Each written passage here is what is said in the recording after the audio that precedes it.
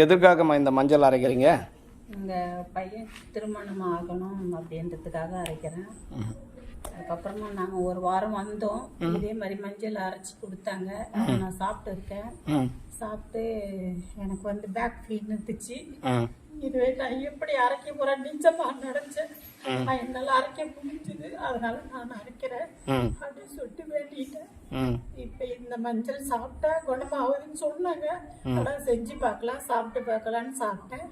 நல்லா இருக்கு. இப்ப என்னால அரைக்க முடிஞ்சது. கையை தூக்க முடியாது, எனக்கு அரைக்க முடிஞ்சது. இப்ப உங்களால கையை தூக்க முடியாது, பேக் பெயின் இருக்கு. இருந்தாலும் அதே மீறி இப்ப உட்காந்து இந்த மஞ்சள் அரைச்சிருக்கீங்க. மஞ்சள் அரைச்சிருக்கேன்னு எனக்கு ரொம்ப சந்தோஷமா இருக்கு. எனக்கு ரொம்ப நம்பிக்கையா இருக்கு. இதே மாதிரி எங்க பையனுக்கு வந்து சீக்கிரம் கல்யாணம் ஆயிடணும், பொண்ணு கிடைக்கணும் அப்படின்ட்டு எனக்கு ரொம்ப மனசு வருத்தமா இருந்துச்சு. நான் 3 வாரமா இங்க வந்துட்டு இருக்கேன். இதுக்கு முன்னாடியும் சரி. இப்ப இந்த மஞ்சள்